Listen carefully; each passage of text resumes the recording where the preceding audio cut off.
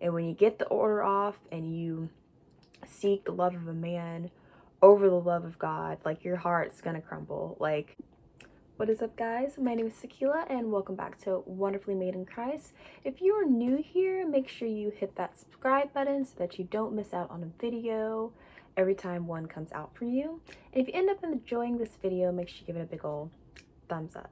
Okay, so on to the topic for today. Today we are going to be talking about the movie Redeeming Love. Now I know I'm a little late jumping on this topic, but I still think it is one worth discussing. So a little bit about the film. I have not watched it personally, but I have seen the trailer and I have listened to other commentary about it, so I do know a little bit about what the film is about. So basically, the film is based on a book that I think came out in the late 90s, and that book is based on the book of the Bible, Hosea. And so basically, I believe like in the book, there's a girl who she was forced into prostitution, like sex slavery at a very young age. And so then she kind of like grows up in this industry, and now she is a young woman, and she's definitely dealing with obviously like a lot of hurt and a lot of pain and a lot of brokenness from that, and from these men who continue, to take advantage of her.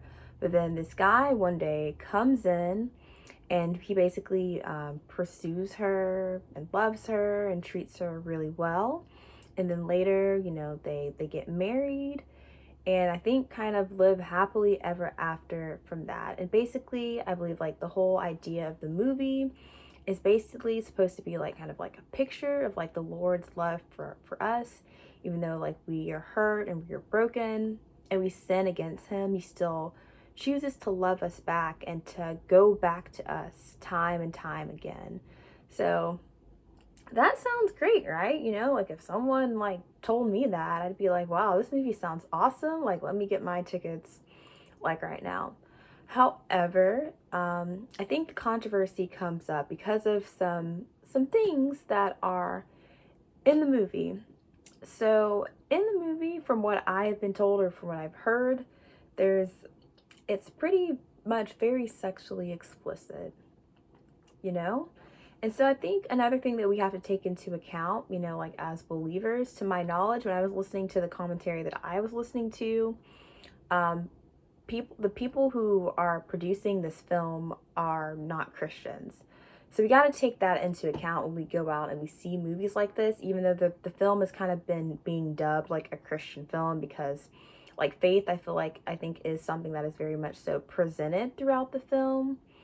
And it is, the book is based, on the book of the Bible, Hosea. However, the people who are creating this film, to my knowledge, are not Christian. So that's something to take into account. Okay.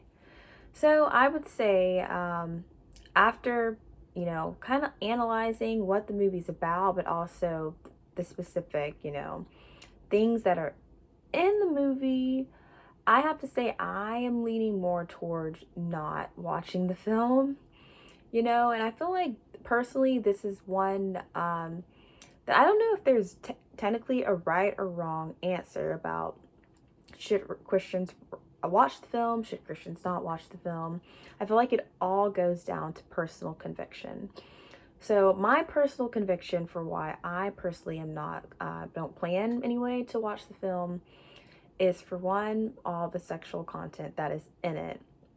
So my whole thing is, as believers, like, are we going to watch something that is going to stumble ourselves? Like, I feel like it kind of doesn't matter if there's like a million great things about this movie, like I mean, it's great, I guess, that it seems like the movie in some ways does point to Christ. Like, that's important, like that's great. However, like, Christ isn't going to cause us to stumble. So if this movie has things that are displayed that are going to cause us to stumble, I would say then that's all the other things, like that kind of outweighs all the other kind of good things, I would say, about the film. And so my other, I guess, kind of like concern is for others who, do struggle, with with lust and with sexual immorality. So when all these different images are being presented in front of you, I think there's either like nudity or like partial nudity in there. They said like the sex scenes in it got pretty steamy, pretty graphic. So I just have to challenge you. Like, everyone's conviction is different. There's some people who say, they watch that, doesn't bother them at all. Like at the end of the day, like we all have a different conviction. However, I do challenge you, if you were to go to watch this film, like would it be helping you to grow closer to Christ? And if the answer is yes, like why? Do you truly feel like the pros kind of like outweigh the cons? But however, if there's a tugging in your heart saying, I kind of want to, I'm kind of on the fence, however, like I've struggled sexually in this way in the past or whatever, I would maybe take some time to think, like, is this film going to open up some old wounds for you? And if so, maybe it would be a very wise decision to skip out on this one and not watch it. Okay, so my other big concern, also, side note, so there's another movie that I just wanted to highlight real quick. I haven't seen this movie personally. It's literally been on my watch list for like the past 6 years, so hopefully eventually I will get around to doing it. But it's the movie Priceless. And so actually, I know Joel from For King and Country, I think, is like the main character who's in it. And then I think his brother, one of his brothers, helped to actually like produce the film. And to my knowledge, it seems to do a really good job of highlighting the darkness, that it is the sex trafficking industry, but it does it in a way that it's not sexual, or it's not going to be stirring up sexual desires. Like, it highlights the issue, but I don't think in any way, I would have to watch it fully for myself, and I would like highly suggest, that you do your own research as well. But it doesn't seem like it shows the issue in a way that it's going to stump people to like sexually sin or to sin in any type of way. So that's another movie if you are very much so about movies that highlight issues, that aren't afraid to go there, that talk about real and raw things going on. I maybe suggest looking into the Priceless movie. But anyway, my other concern with this is that I want to speak, I guess, specifically to the women, in the audience. So, like this, it is a romance movie. And so, as we know, most romance movies are geared towards women. I could see definitely like a lot of women having like a girls' night with their friends and saying, oh, like we're gonna go and like have a girls' night and, watch this movie together. So, films like this are geared towards women. And so, my concern with this is the whole type of like kind of what is highlighted in the film, or that we would hope that would be highlighted in the film as believers, is that, like in the actual book of Hosea in the Bible, all of that is supposed to point toward how God continues to love us back. So our hope, should be, at least as women of God, that we would leave that film, desiring God more, loving God more, having a heart of gratitude that the Lord chooses to always choose us back time after time again, even when we stray from Him, even when we hurt Him. However, my concern with this, is that like a lot of girls, especially if you're young too, but honestly, I'm throwing myself in there. Like, if I were to watch this movie, I think I would have the same, possibly, I would fall into this mentality as well. Is I could see a lot of girls leaving the film being like, oh, I want a godly man to sweep me off of my feet, instead of, desiring the love of God, you're desiring the love of a human man, which there's nothing wrong with that, like in and of itself, there's nothing wrong with that, wanting to be in a godly relationship, to have a godly husband. However, like, it doesn't need to be an idol. You have to have your priorities straight. You need to love the Lord your God first with all your heart and all your mind and all your strength before, that relationship comes. So my whole issue with this is I could see a lot of women falling into getting that order off. And when you get the order off and you seek the love of a man over the love of God, like, your heart's gonna crumble. Like, that will not sustain you, you know. That is not solid ground. A person can be taken away, you know, like you can get into a relationship and then, you know, that person can break up with you, they can cheat on you, they could not be the person that you thought that they were, or they could be great, but you're still going to be empty because nothing was meant to fulfill you fully and to fulfill your heart fully but the love of Christ. So no matter what, like you can get in a God honoring relationship and that could be great, but if you're not honoring the Lord in your heart first, then the order is going to be off and you're not going to have a solid foundation, because you can never find a solid foundation in an earthly human person. And lastly, even to, I feel like the women who are in a relationship, I heard Girl Define kind of define this, and they both are, you know, married to godly men. And so, but they still said that, you know, that they wouldn't want to see the film, because I think, you know, even in a relationship, you can compare this fictional man, you know, like the guy in the movie, he's made up, like a person wrote him out, they made him up, he's not real. But it's easy to fall into comparing like the guy from the movie to, you know, your spouse or like the person that you're dating right now. And that's kind of dangerous territory too, because again, this person is fake, you know, like the people who create like these romance movies, they know how to play on our emotions as women.